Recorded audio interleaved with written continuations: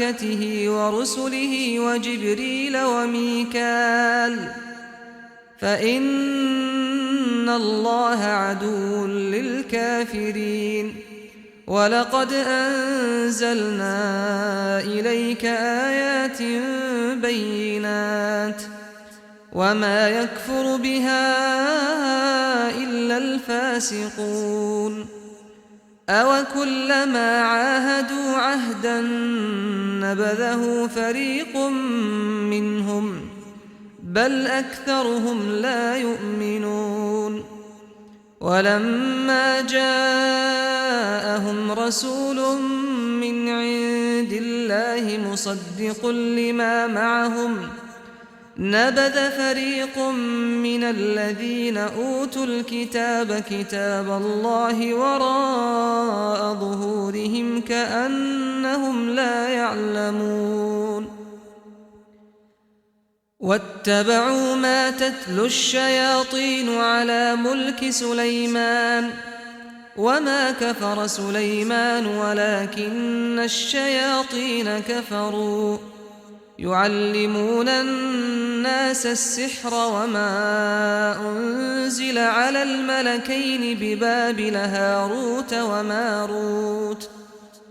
وما يعلمان من أحد حتى يقولا إنما نحن فتنة فلا تكفر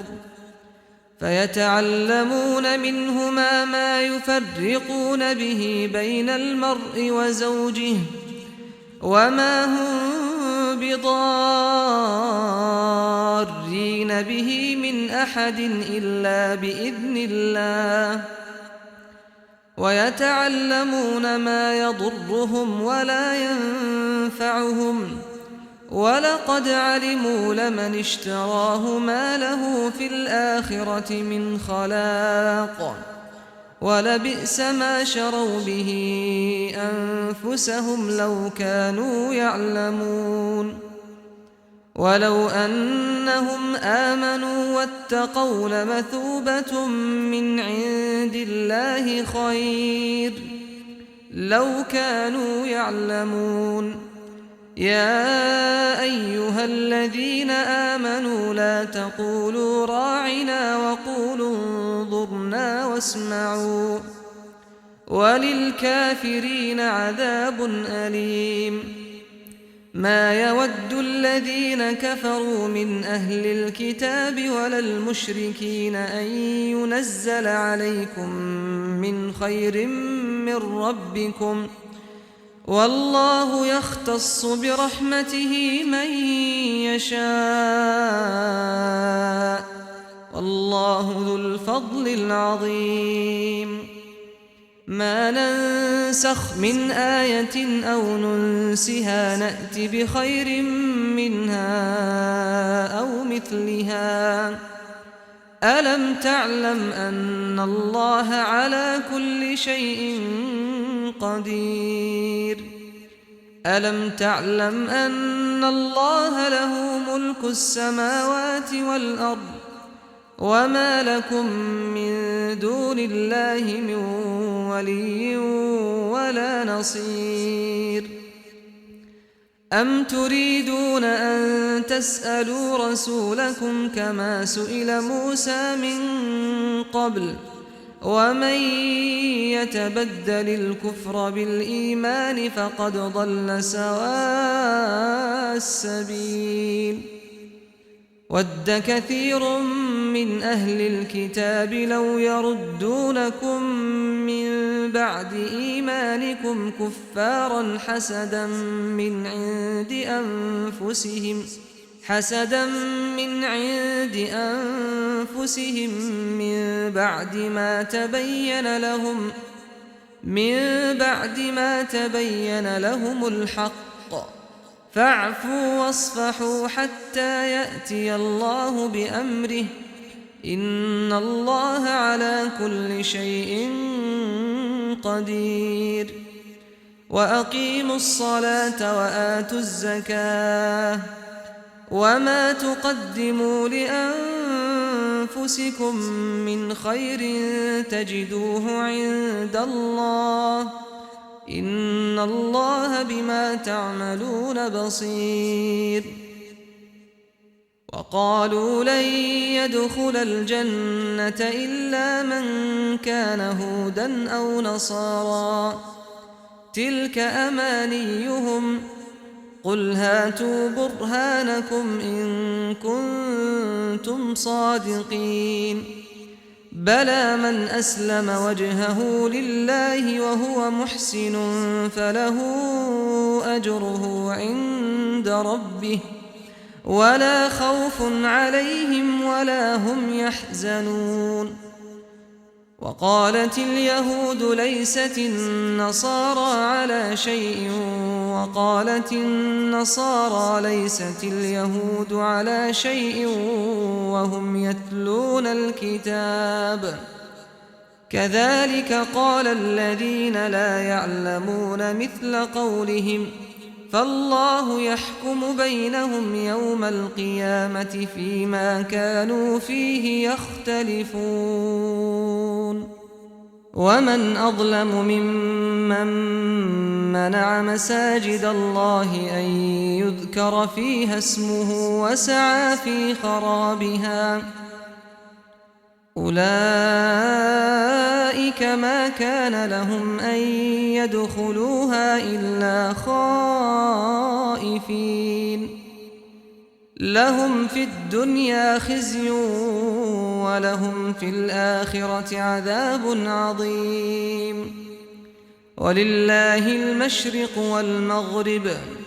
فأينما تولوا فثم وجه الله إن الله واسع عليم. وقالوا اتخذ الله ولدا سبحانه بل له ما في السماوات والأرض كل له قانتون بديع السماوات والأرض وإذا قضى أمرا فإنما يقول له كن فيكون. وقال الذين لا يعلمون لولا يكلمنا الله أو تأتينا آية كذلك قال الذين من قبلهم مثل قولهم تشابهت قلوبهم قد بينا الآيات لقوم يوقنون. إنا أرسلناك بالحق بشيرا ونذيرا ولا تسأل عن أصحاب الجحيم. ولن ترضى عنك اليهود ولا النصارى حتى تتبع ملتهم قل إن هدى الله هو الهدى ولئن اتبعت أهواءهم بعد الذي جاءك من العلم ما لك من الله من ولي ولا نصير. الذين آتيناهم الكتاب يتلونه حق تلاوته أولئك يؤمنون به ومن يكفر به فأولئك هم الخاسرون. يا بني إسرائيل اذكروا نعمتي التي أنعمت عليكم وأني فضلتكم على العالمين. واتقوا يوما لا تجزي نفس عن نفس شيئا ولا يقبل منها عدل ولا تنفعها شفاعة ولا هم ينصرون. وإذ ابتلى إبراهيم ربه بكلمات فأتمهن قال إني جاعلك للناس إماما قال ومن ذريتي قال لا ينال عهد الظالمين. وإذ جعلنا البيت مثابة للناس وأمنا واتخذوا من مقام إبراهيم مصلى وعهدنا إلى إبراهيم وإسماعيل أن طهرا بيتي للطائفين والعاكفين والركع السجود وإذ قال إبراهيم رب اجعل هذا بلدا آمنا وارزق أهله من الثمرات من آمن منهم بالله واليوم الآخر قال ومن كفر فأمتعه قليلا ثم أضطره إلى عذاب النار وبئس المصير وإذ يرفع إبراهيم القواعد من البيت وإسماعيل ربنا تقبل منا إنك أنت السميع العليم ربنا واجعلنا مسلمين لك ومن ذريتنا أمة مسلمة لك وأرنا مناسكنا وتب علينا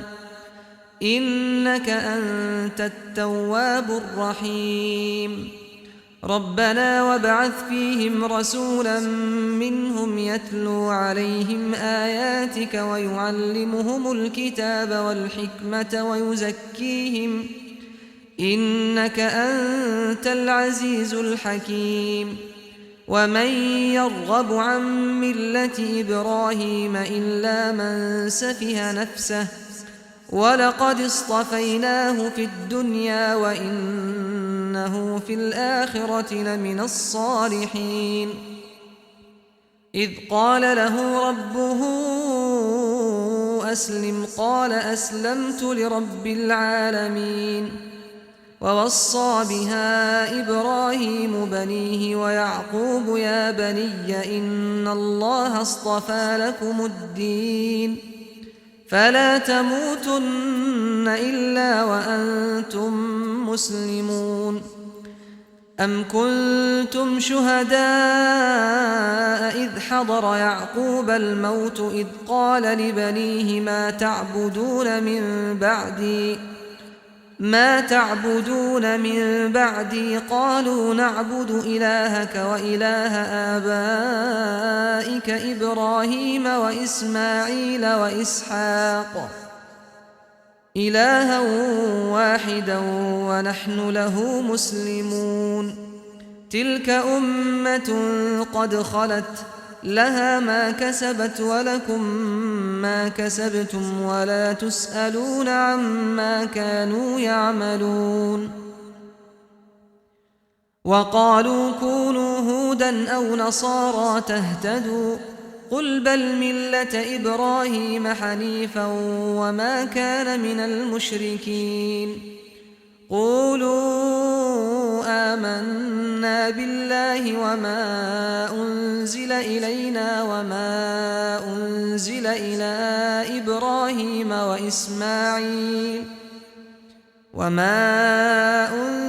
إلى إبراهيم وإسماعيل وإسحاق ويعقوب والأسباط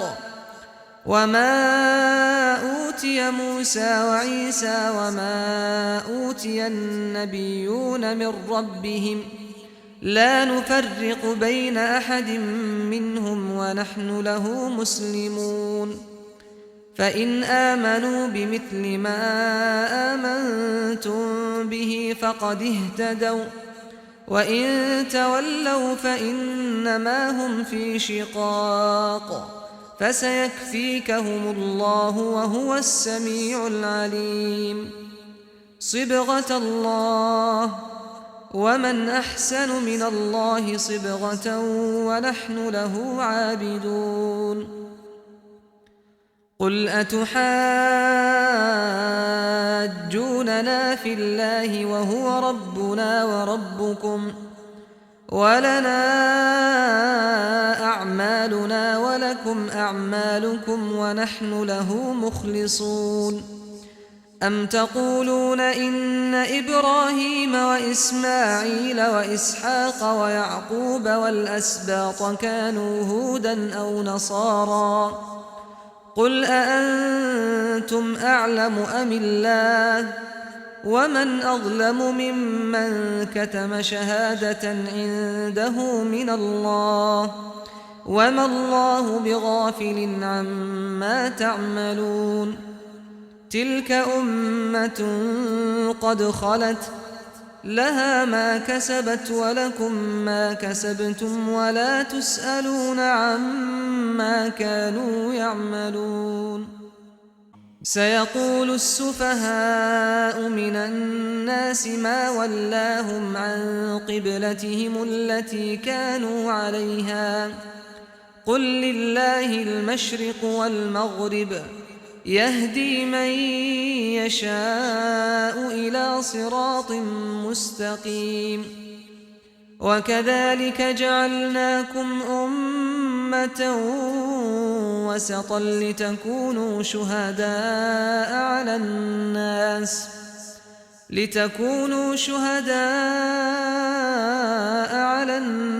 ويكون الرسول عليكم شهيدا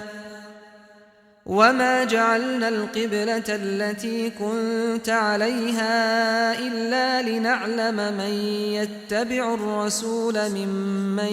ينقلب على عقبيه وإن كانت لكبيرة إلا على الذين هدى الله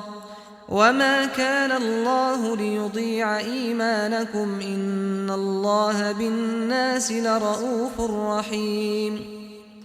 قد نرى تقلب وجهك في السماء فلنولينك قبلة ترضاها فول وجهك شطر المسجد الحرام وحيث ما كنتم فولوا وجوهكم شطره وإن الذين أوتوا الكتاب ليعلمون أنه الحق من ربهم وما الله بغافل عما يعملون ولئن أتيت الذين أوتوا الكتاب بكل آية ما تبعوا قبلتك وما أنت بتابع قبلتهم وما بعضهم بتابع قبلة بعض ولئن اتبعت أهواءهم من بعد ما جاءك من العلم إنك إذا لمن الظالمين الذين آتيناهم الكتاب يعرفونه كما يعرفون أبناءهم وإن فريقا منهم ليكتمون الحق وهم يعلمون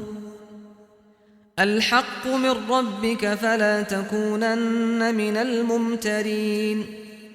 ولكل وجهة هو موليها فاستبقوا الخيرات أينما تكونوا يأت بكم الله جميعا إن الله على كل شيء قدير ومن حيث خرجت فول وجهك شطر المسجد الحرام وإنه للحق من ربك وما الله بغافل عما تعملون ومن حيث خرجت فول وجهك شطر المسجد الحرام وحيث ما كنتم فولوا وجوهكم شطره لئلا يكون للناس عليكم حجة إلا الذين ظلموا منهم فلا تخشوهم واخشوني ولأتم نعمتي عليكم ولعلكم تهتدون كما أرسلنا فيكم رسولا منكم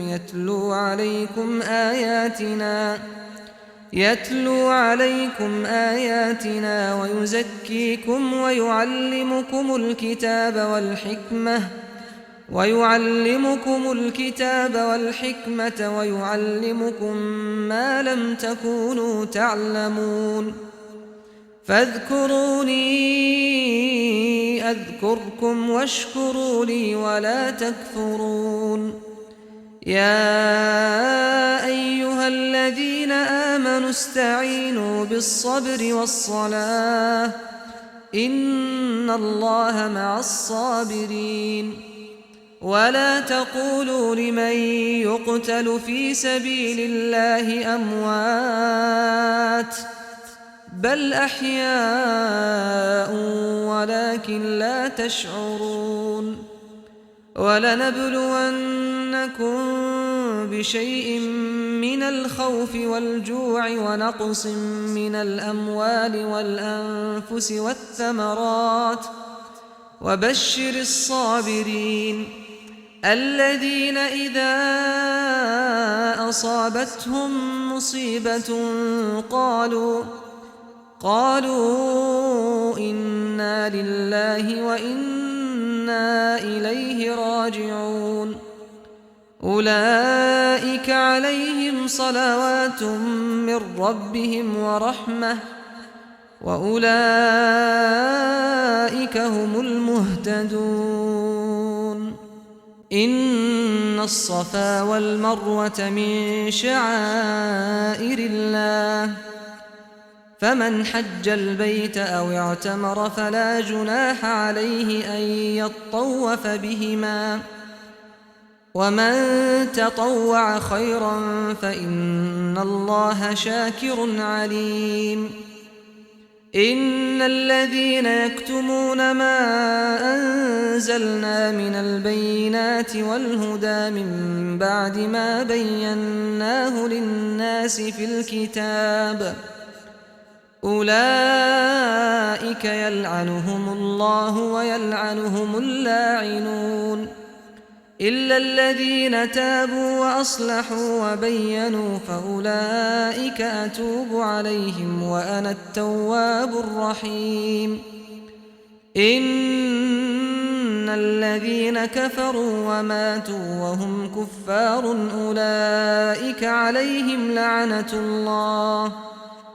أولئك عليهم لعنة الله والملائكة والناس أجمعين خالدين فيها لا يخفف عنهم العذاب ولا هم ينظرون وإلهكم إله واحد لا إله إلا هو الرحمن الرحيم إن في خلق السماوات والأرض واختلاف الليل والنهار والفلك التي تجري في البحر بما ينفع الناس وما أنزل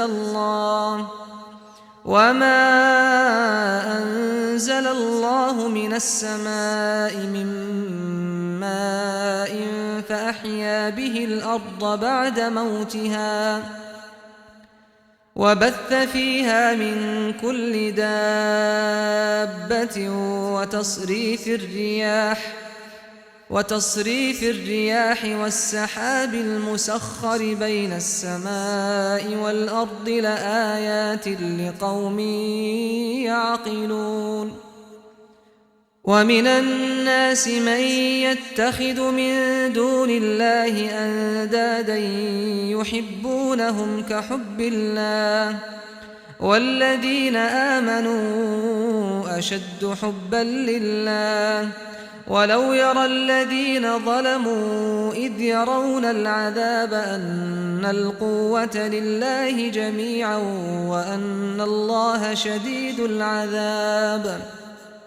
إذ تبرأ الذين اتبعوا من الذين اتبعوا ورأوا العذاب وتقطعت بهم الأسباب وقال الذين اتبعوا لو أن لنا كرة فنتبرأ منهم كما تبرأوا منا كذلك يريهم الله أعمالهم حسرات عليهم وما هم بخارجين من النار. يا أيها الناس كلوا مما في الأرض حلالا طيبا ولا تتبعوا خطوات الشيطان إنه لكم عدو مبين. إنما يأمركم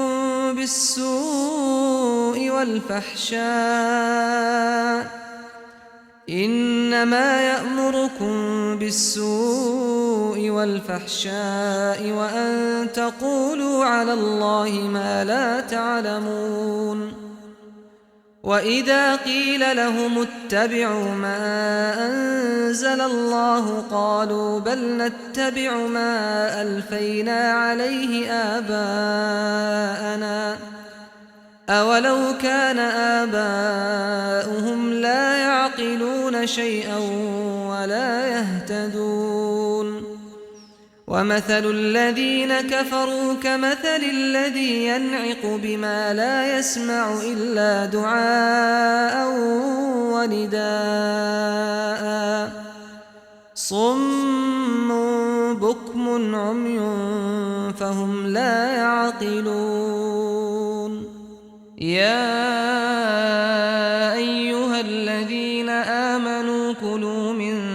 طيبات ما رزقناكم واشكروا لله إن كنتم إياه تعبدون. إنما حرم عليكم الميتة والدم ولحم الخنزير وما أهل به لغير الله فمن اضطر غير باغ ولا عاد فلا إثم عليه إن الله غفور رحيم. إن الذين يكتمون ما أنزل الله من الكتاب ويشترون به ثمنا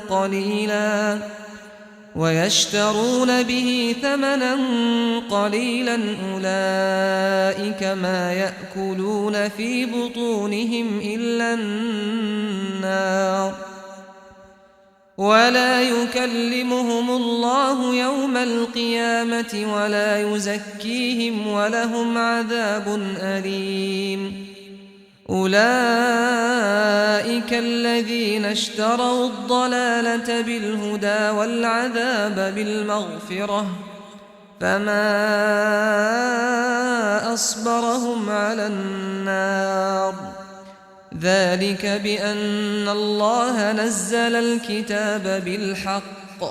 وإن الذين اختلفوا في الكتاب لفي شقاق بعيد.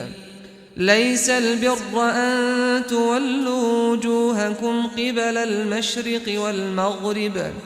ولكن البر من آمن بالله واليوم الآخر والملائكة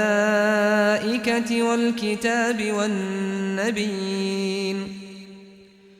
وآتى المال على حبه ذوي القربى واليتامى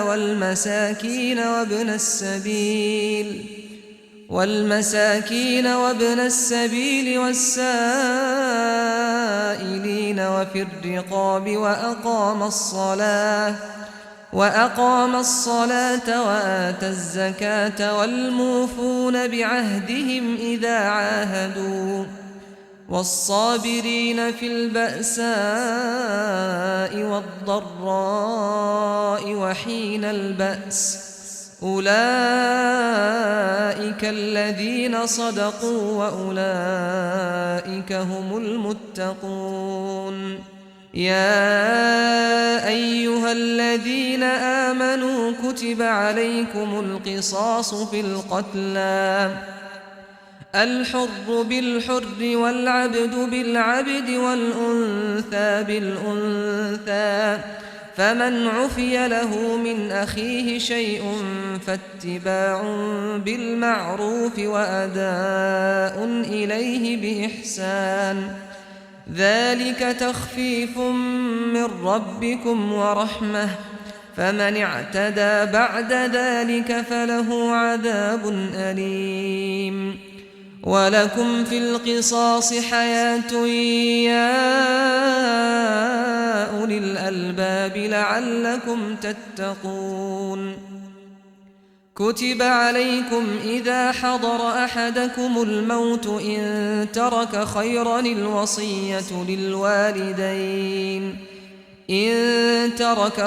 الوصية للوالدين والأقربين بالمعروف حقا على المتقين فمن بدله بعدما سمعه فإنما إثمه على الذين يبدلونه إن الله سميع عليم فمن خاف من موص جنفا أو إثما فأصلح بينهم فلا إثم عليه إن الله غفور رحيم يا أيها الذين آمنوا كتب عليكم الصيام كما كتب على الذين من قبلكم لعلكم تتقون أياما معدودات فمن كان منكم مريضا أو على سفر فعدة من أيام أخر وعلى الذين يطيقونه فدية طعام مسكين فمن تطوع خيرا فهو خير له وأن تصوموا خير لكم إن كنتم تعلمون شهر رمضان الذي أنزل فيه القرآن هدى للناس وبينات من الهدى والفرقان فمن شهد منكم الشهر فليصمه ومن كان مريضا أو على سفر فعدة من أيام أخر يريد الله بكم اليسر ولا يريد بكم العسر ولتكملوا العدة ولتكبروا الله على ما هداكم ولعلكم تشكرون وإذا سألك عبادي عني فإني قريب أجيب دعوة الداع إذا دعان فليستجيبوا لي وليؤمنوا بي لعلهم يرشدون أحل لكم ليلة الصيام الرفث إلى نسائكم هن لباس لكم وأنتم لباس لهن علم الله أنكم كنتم تختانون أنفسكم فتاب عليكم وعفى عنكم فالآن باشروهن وابتغوا ما كتب الله لكم وكلوا واشربوا حتى يتبين لكم الخيط الأبيض من الخيط الأسود من الفجر ثم أتموا الصيام إلى الليل ولا تباشروهن وأنتم عاكفون في المساجد تلك حدود الله فلا تقربوها كذلك يبين الله آياته للناس لعلهم يتقون ولا تأكلوا أموالكم بينكم بالباطل وتدلوا بها إلى الحكام لتأكلوا فريقا من أموال الناس بالإثم وأنتم تعلمون يسألونك عن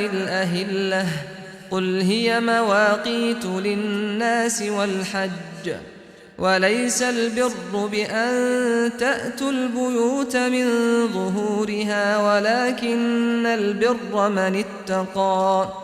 وأتوا البيوت من أبوابها واتقوا الله لعلكم تفلحون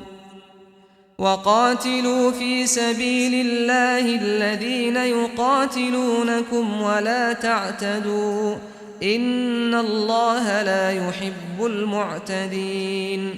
واقتلوهم حيث ثقفتموهم وأخرجوهم من حيث أخرجوكم والفتنة أشد من القتل ولا تقاتلوهم عند المسجد الحرام حتى يقاتلوكم فيه فإن قاتلوكم فاقتلوهم كذلك جزاء الكافرين فإن انتهوا فإن الله غفور رحيم وقاتلوهم حتى لا تكون فتنة ويكون الدين لله فإن انتهوا فلا عدوان إلا على الظالمين الشهر الحرام بالشهر الحرام والحرمات قصاص فمن اعتدى عليكم فاعتدوا عليه بمثل ما اعتدى عليكم واتقوا الله واعلموا أن الله مع المتقين وأنفقوا في سبيل الله ولا تلقوا بأيديكم إلى التهلكة وأحسنوا إن الله يحب المحسنين وأتموا الحج والعمرة لله فإن أحصرتم فما استيسر من الهدي ولا تحلقوا رؤوسكم حتى يبلغ الهدي محله فمن كان منكم مريضا أو به أذى من رأسه ففدية من صيام أو صدقة أو نسك فإذا أمنتم فمن تمتع بالعمرة إلى الحج فما استيسر من الهدي فمن لم يجد فصيام 3 أيام في الحج و7 إذا رجعتم تلك 10 كاملة ذلك لمن لم يكن أهله حاضر المسجد الحرام واتقوا الله واعلموا أن الله شديد العقاب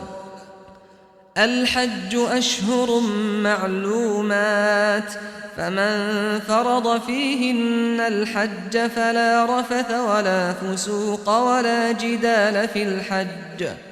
وما تفعلوا من خير يعلمه الله وتزودوا فإن خير الزاد التقوى واتقون يا أولي الألباب ليس عليكم جناح أن تبتغوا فضلا من ربكم فإذا أفضتم من عرفات فاذكروا الله عند المشعر الحرام واذكروه كما هداكم وإن كنتم من قبله لمن الضالين ثم أفيضوا من حيث أفاض الناس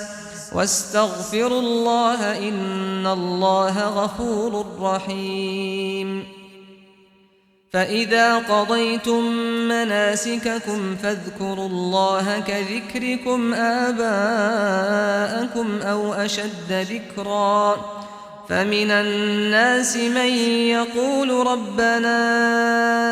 آتنا في الدنيا وما له في الآخرة من خلاق ومنهم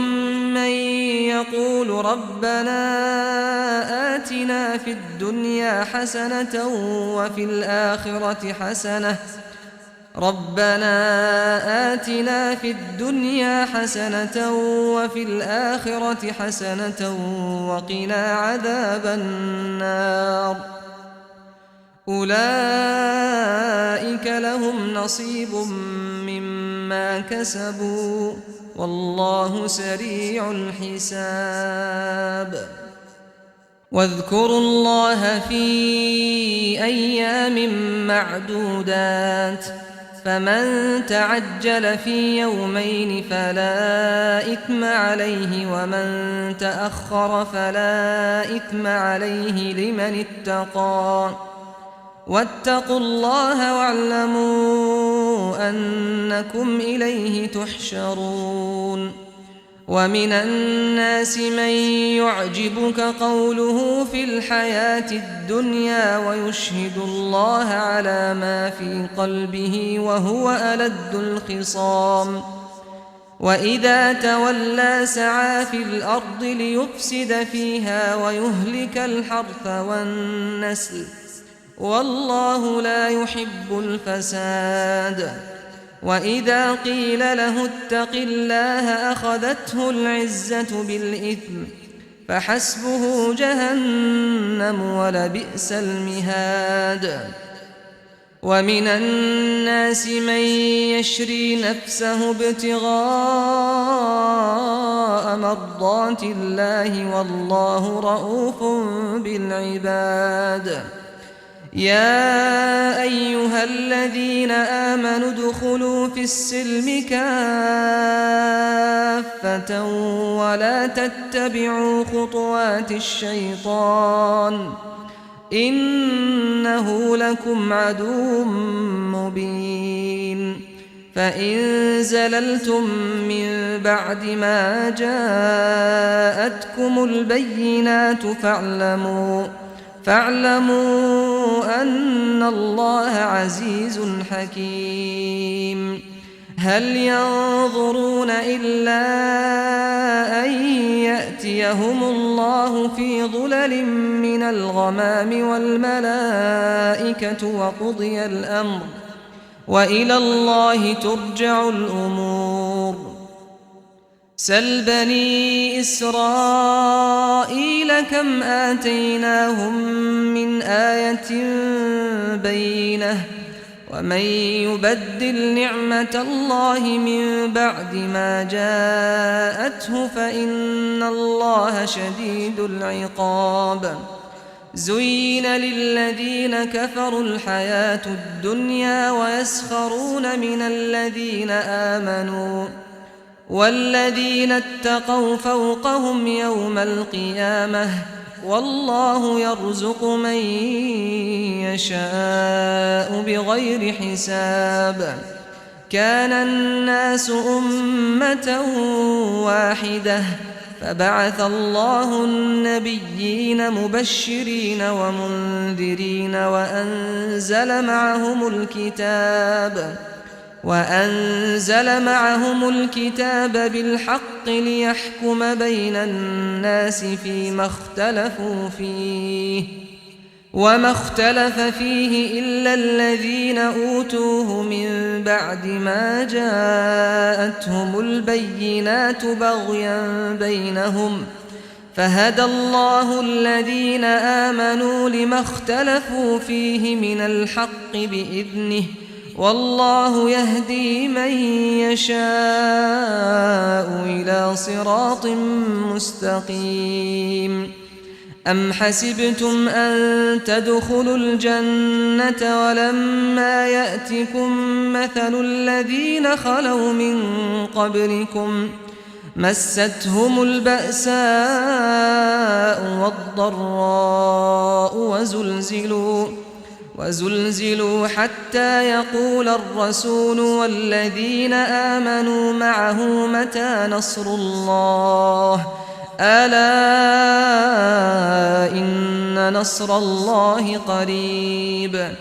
يسألونك ماذا ينفقون قل ما أنفقتم من خير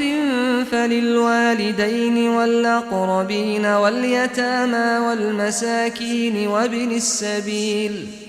وما تفعلوا من خير فإن الله به عليم كتب عليكم القتال وهو كره لكم وعسى أن تكرهوا شيئا وهو خير لكم وعسى أن تحبوا شيئا وهو شر لكم والله يعلم وأنتم لا تعلمون يسألونك عن الشهر الحرام قتال فيه قل قتال فيه كبير وصد عن سبيل الله وكفر به والمسجد الحرام وإخراج أهله منه أكبر عند الله والفتنة أكبر من القتل ولا يزالون يقاتلونكم حتى يردوكم عن دينكم إن استطاعوا ومن يرتد منكم عن دينه فيمت وهو كافر فأولئك حبطت أعمالهم في الدنيا والآخرة وأولئك أصحاب النار هم فيها خالدون إن الذين آمنوا والذين هاجروا وجاهدوا في سبيل الله أولئك يرجون رحمة الله والله غفور رحيم يسألونك عن الخمر والميسر قل فيهما إثم كبير ومنافع للناس وإثمهما أكبر من نفعهما ويسألونك ماذا ينفقون قل العفو كذلك يبين الله لكم الآيات لعلكم تتفكرون في الدنيا والآخرة ويسألونك عن اليتامى قل إصلاح لهم خير وإن تخالطوهم فإخوانكم والله يعلم المفسد من المصلح ولو شاء الله لأعنتكم إن الله عزيز حكيم ولا تنكحوا المشركات حتى يؤمنوا ولأمة مؤمنة خير من مشركة ولو أعجبتكم ولا تنكحوا المشركين حتى يؤمنوا ولعبد مؤمن خير من مشرك ولو أعجبكم أولئك يدعون إلى النار والله يدعو إلى الجنة والمغفرة بإذنه ويبين آياته للناس لعلهم يتذكرون ويسألونك عن المحيض قل هو أذى فاعتزلوا النساء في المحيض ولا تقربوهن حتى يطهرن فإذا تطهرن فأتوهن من حيث أمركم الله إن الله يحب التوابين ويحب المتطهرين نساؤكم حرث لكم فأتوا حرثكم أنى شئتم وقدموا لأنفسكم واتقوا الله واعلموا أنكم ملاقوه وبشر المؤمنين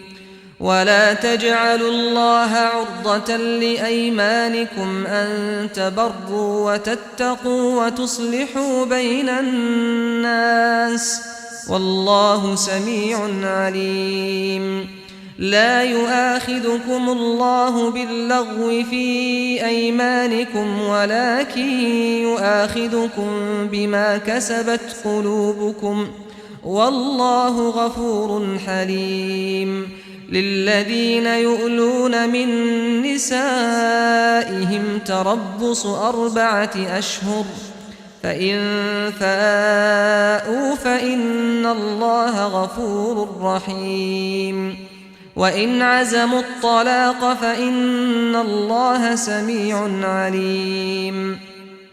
والمطلقات يتربصن بأنفسهن 3 قروء، ولا يحل لهن أن يكتمن ما خلق الله في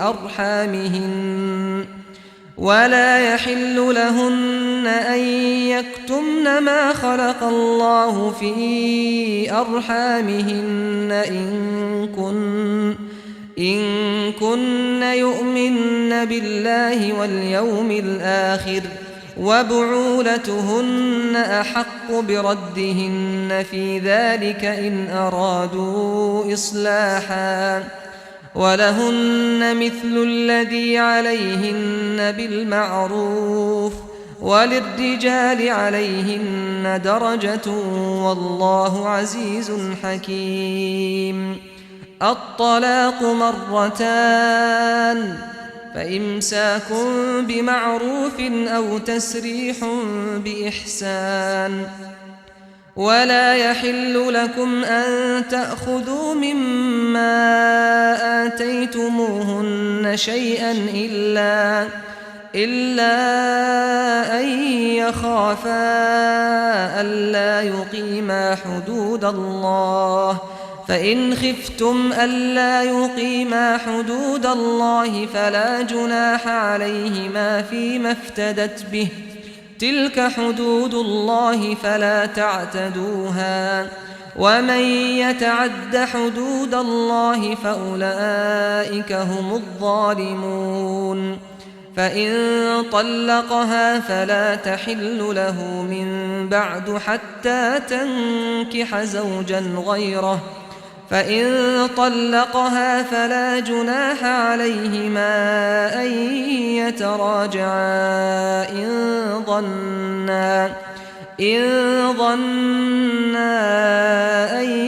يقيما حدود الله، وتلك حدود الله يبينها لقوم يعلمون. وإذا طلقتم النساء فبلغن أجلهن فأمسكوهن بمعروف أو سرحوهن بمعروف، ولا تمسكوهن ضرارا لتعتدوا، ومن يفعل ذلك فقد ظلم نفسه.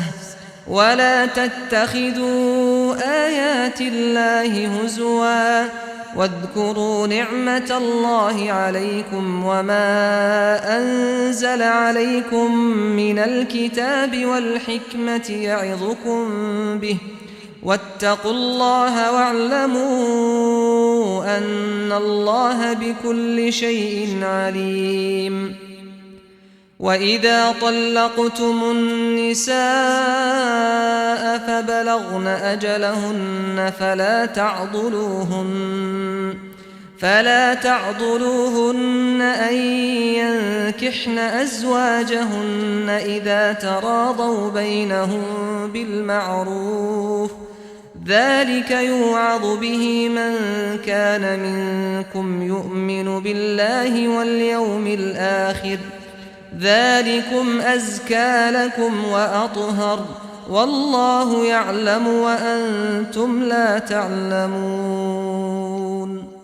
والوالدات يرضعن أولادهن حولين كاملين لمن أراد أن يتم الرضاعة، وعلى المولود له رزقهن وكسوتهن بالمعروف، لا تكلف نفس إلا وسعها، لا تضار والدة بولدها ولا مولود له بولده، وعلى الوارث مثل ذلك، فإن أرادا فصالا عن تراض منهما وتشاور فلا جناح عليهما. وإن أردتم أن تسترضعوا أولادكم فلا جناح عليكم إذا سلمتم ما آتيتم بالمعروف. واتقوا الله واعلموا أن الله بما تعملون بصير. والذين يتوفون منكم ويذرون أزواجا يتربصن بأنفسهن 4 أشهر وعشرا، فإذا بلغن أجلهن فلا جناح عليكم فيما فعلن في أنفسهن بالمعروف، والله بما تعملون خبير. ولا جناح عليكم فيما عرضتم به من خطبة النساء أو أكننتم في أنفسكم، علم الله أنكم ستذكرونهن ولكن لا تواعدوهن سرا إلا أن تقولوا قولا معروفا. ولا تعزموا عقدة النكاح حتى يبلغ الكتاب أجله، واعلموا أن الله يعلم ما في أنفسكم فاحذروه، واعلموا أن الله غفور حليم. لا جناح عليكم إن طلقتم النساء ما لم تمسوهن أو تفرضوا لهن فريضة، ومتعوهن على الموسع قدره وعلى المقتر قدره متاعا بالمعروف حقا على المحسنين. وإن طلقتموهن من قبل أن تمسوهن وقد فرضتم لهن فريضة فنصف ما فرضتم إلا أن يعفون أو يعفو الذي بيده عقدة النكاح، وأن تعفوا أقرب للتقوى. ولا تنسوا الفضل بينكم، إن الله بما تعملون بصير. حافظوا على الصلوات والصلاة الوسطى وقوموا لله قانتين. فإن خفتم فرجالا أو ركبانا، فإذا أمنتم فاذكروا الله كما علمكم ما لم تكونوا تعلمون. والذين يتوفون منكم ويذرون أزواجا وصية لأزواجهم متاعا إلى الحول غير إخراج، فإن خرجن فلا جناح عليكم فيما فعلن في أنفسهن من معروف، والله عزيز حكيم. وللمطلقات متاع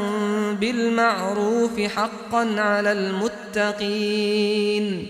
كذلك يبين الله لكم آياته لعلكم تعقلون. ألم تر إلى الذين خرجوا من ديارهم وهم ألوف حذر الموت فقال لهم الله موتوا ثم أحياهم، إن الله لذو فضل على الناس ولكن أكثر الناس لا يشكرون. وقاتلوا في سبيل الله واعلموا أن الله سميع عليم. من ذا الذي يقرض الله قرضا حسنا فيضاعفه له أضعافا كثيرة والله يقبض ويبسط وإليه ترجعون ألم تر إلى الملأ من بني إسرائيل من بعد موسى إذ قالوا لنبي لهم ابعث لنا ملكا نقاتل في سبيل الله قال هل عسيتم إن كتب عليكم القتال ألا تقاتلوا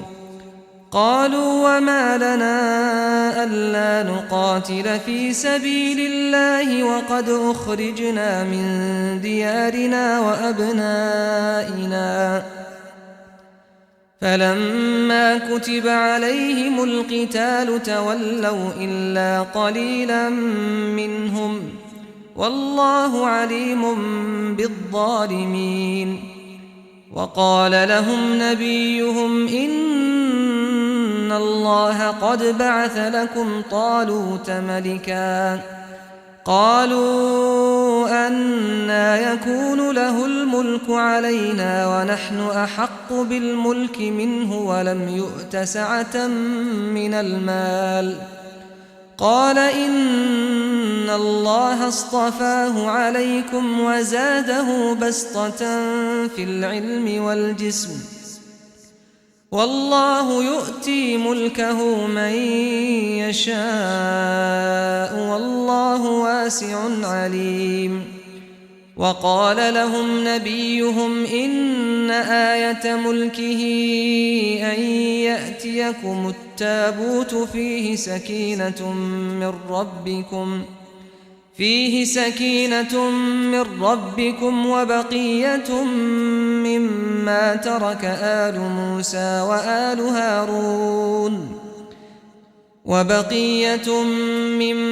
ترك آل موسى وآل هارون تحمله الملائكة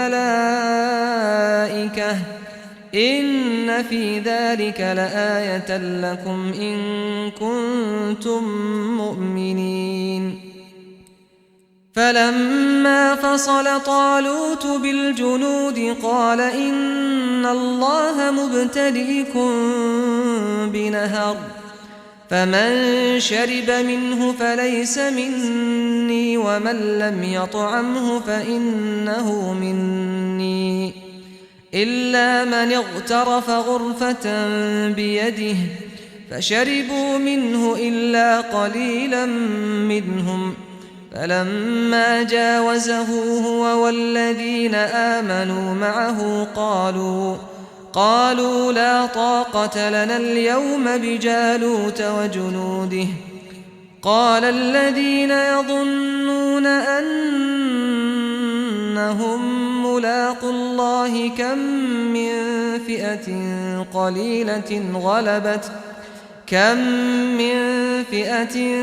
قليلة غلبت فئة كثيرة بإذن الله والله مع الصابرين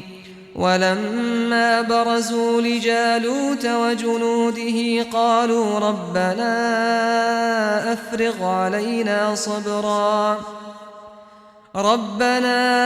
أفرغ علينا صبرا وثبت أقدامنا وانصرنا على القوم الكافرين فهزموهم بإذن الله وقتل داود جالوت وآتاه الله الملك والحكمة وعلمه مما يشاء ولولا دفع الله الناس بعضهم ببعض لفسدت الأرض ولكن الله ذو فضل على العالمين تلك آيات الله نتلوها عليك بالحق وإنك لمن المرسلين تلك الرسل فضلنا بعضهم على بعض منهم من كلم الله ورفع بعضهم درجات وآتينا عيسى ابن مريم البينات وأيدناه بروح القدس ولو شاء الله ما اقتتل الذين من بعدهم من بعد ما جاءتهم البينات ولكن اختلفوا فمنهم من آمن ومنهم من كفر ولو شاء الله ما اقتتلوا ولكن الله يفعل ما يريد يا أيها الذين آمنوا أنفقوا مما رزقناكم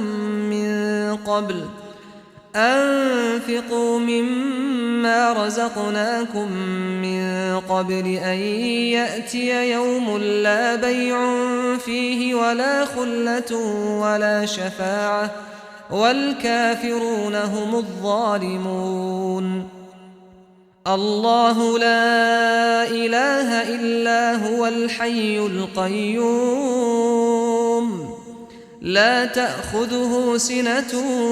ولا نوم له ما في السماوات وما في الأرض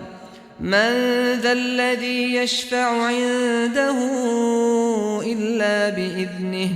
يعلم ما بين أيديهم وما خلفهم ولا يحيطون بشيء من علمه إلا بما شاء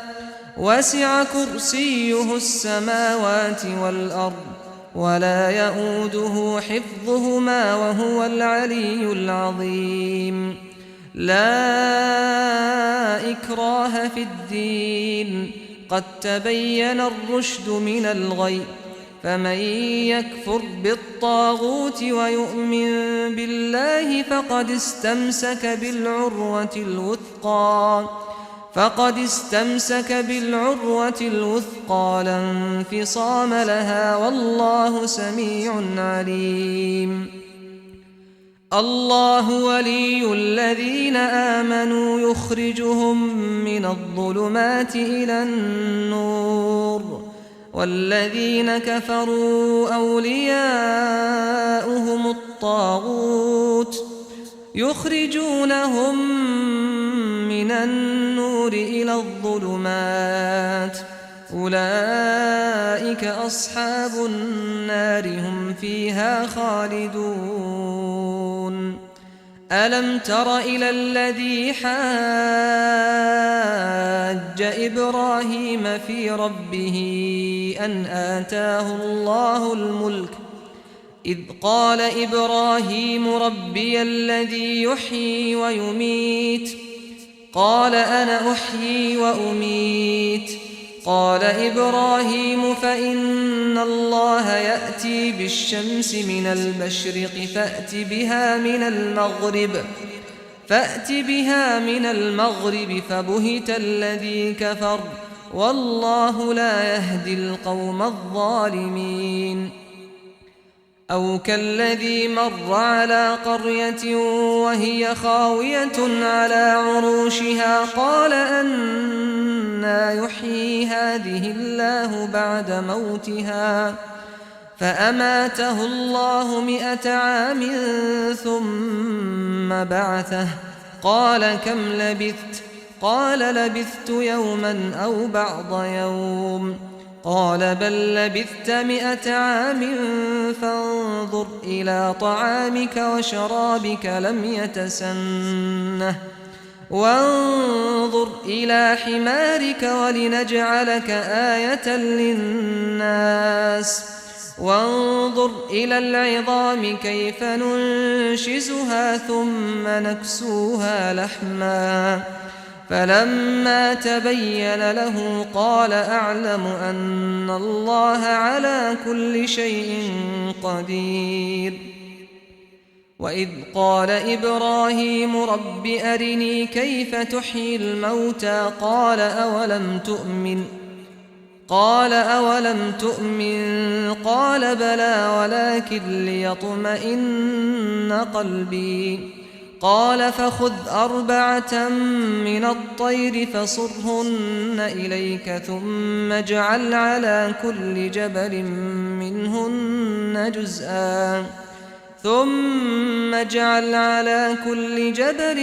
منهن جزءا ثم ادعهن يأتينك سعيا واعلم أن الله عزيز حكيم مثل الذين ينفقون أموالهم في سبيل الله كمثل حبة أنبتت 7 سنابل في كل سنبلة 100 حبة والله يضاعف لمن يشاء والله واسع عليم الذين ينفقون أموالهم في سبيل الله ثم لا يتبعون ما أنفقوا منا ولا أذى لهم أجرهم عند ربهم ولا خوف عليهم ولا هم يحزنون قول معروف ومغفرة خير من صدقة يتبعها أذى والله غني حليم يا أيها الذين آمنوا لا تبطلوا صدقاتكم بالمن والأذى كالذي ينفق ماله رئاء الناس ولا يؤمن بالله واليوم الآخر فمثله كمثل صفوان عليه تراب فأصابه وابل فتركه صلدا لا يقدرون على شيء مما كسبوا والله لا يهدي القوم الكافرين ومثل الذين ينفقون أموالهم ابتغاء مرضات الله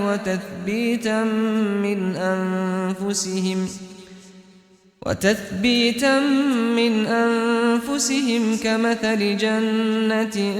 بربوة أصابها وابل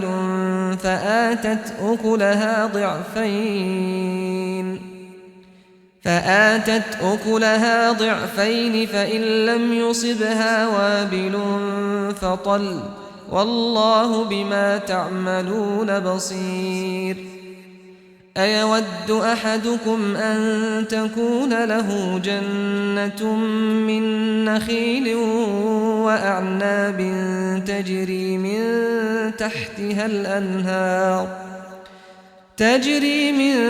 تحتها الأنهار له فيها من كل الثمرات وأصابه الكبر وله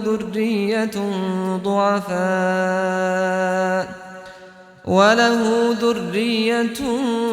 ضعفاء فأصابها إعصار فيه نار فاحترقت كذلك يبين الله لكم الآيات لعلكم تتفكرون يا أيها الذين آمنوا أنفقوا من طيبات ما كسبتم ومما أخرجنا لكم من الأرض ولا تيمموا الخبيث منه تنفقون ولستم بآخذيه إلا أن تغمضوا فيه واعلموا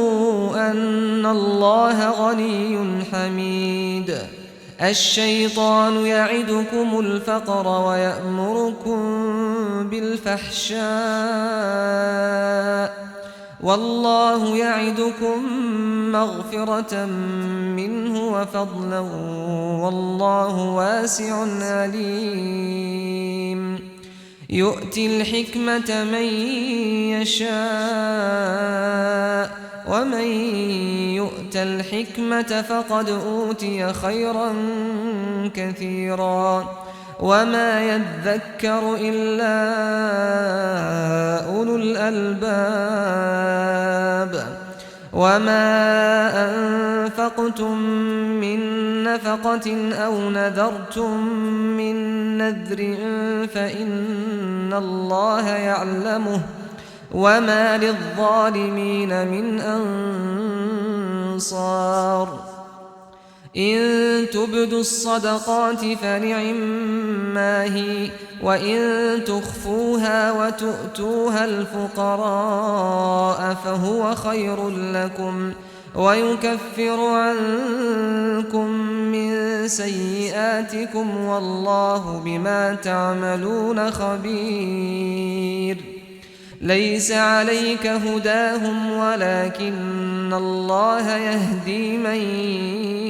يشاء وما تنفقوا من خير فلأنفسكم وما تنفقون إلا ابتغاء وجه الله وما تنفقوا من خير يوفى إليكم وأنتم لا تظلمون للفقراء الذين أحصروا في سبيل الله لا يستطيعون ضربا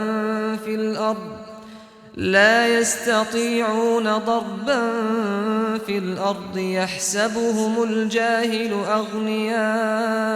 من التعفف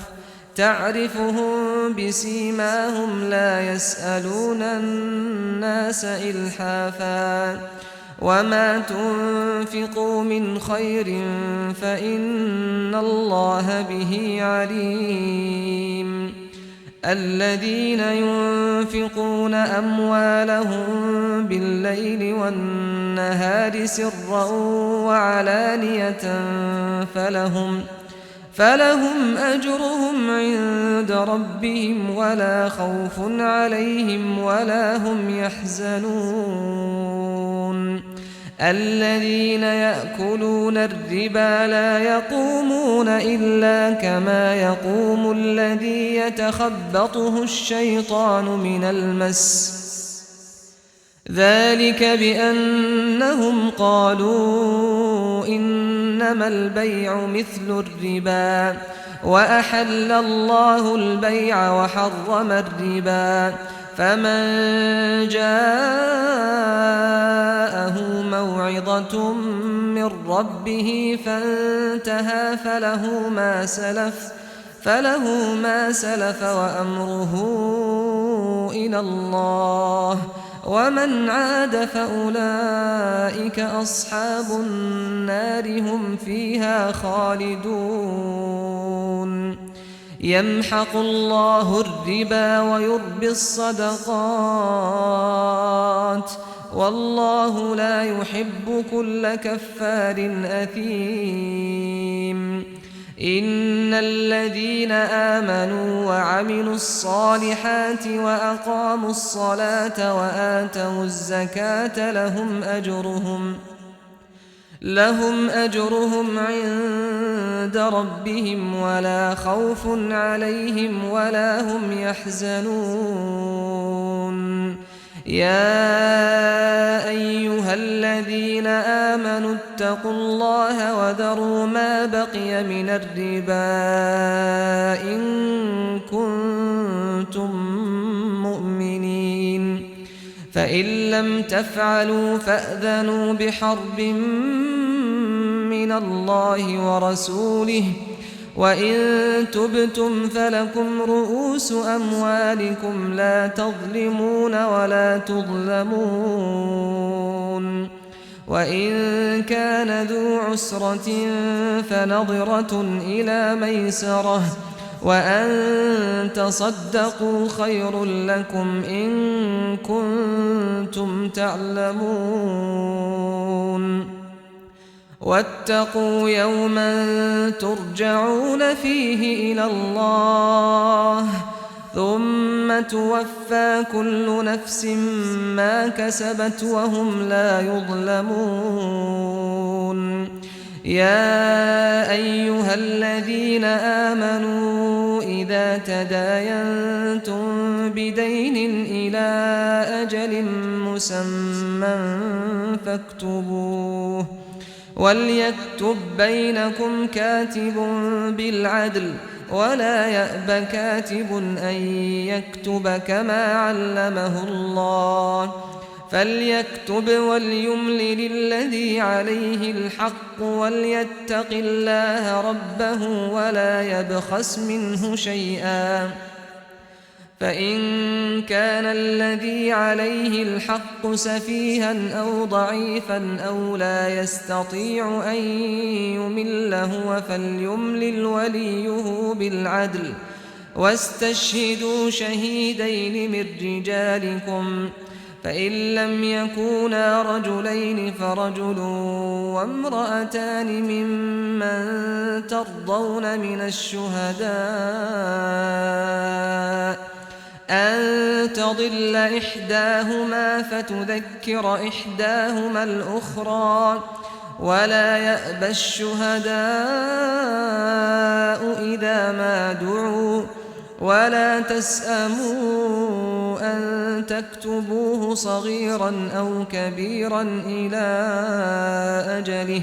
ذلكم أقسط عند الله وأقوم للشهادة وأدنى ألا ترتابوا إلا أن تكون تجارة حاضرة تديرونها بينكم فليس عليكم جناح ألا تكتبوها وأشهدوا إذا تبايعتم ولا يضار كاتب ولا شهيد وإن تفعلوا فإنه فسوق بكم واتقوا الله ويعلمكم الله والله بكل شيء عليم وإن كنتم على سفر ولم تجدوا كاتبا فرهان مقبوضة فإن أمن بعضكم بعضا فليؤد الذي اؤتمن أمانته وليتق الله ربه ولا تكتموا الشهادة ومن يكتمها فإنه آثم قلبه والله بما تعملون عليم لله ما في السماوات وما في الأرض وإن تبدوا ما في أنفسكم أو تخفوه يحاسبكم به الله فيغفر لمن يشاء ويعذب من يشاء والله على كل شيء قدير آمن الرسول بما أنزل إليه من ربه والمؤمنون كل آمن بالله وملائكته وكتبه ورسله لا نفرق بين أحد من رسله وقالوا سمعنا وأطعنا غفرانك ربنا وإليك المصير لا يكلف الله نفسا إلا وسعها لها ما كسبت وعليها ما اكتسبت ربنا لا تؤاخذنا إن نسينا أو أخطأنا ربنا ولا تحمل علينا إصرا كما حملته على الذين من قبلنا ربنا ولا تحملنا ما لا طاقة لنا به واعف عنا واغفر لنا وارحمنا أنت مولانا فانصرنا على القوم الكافرين.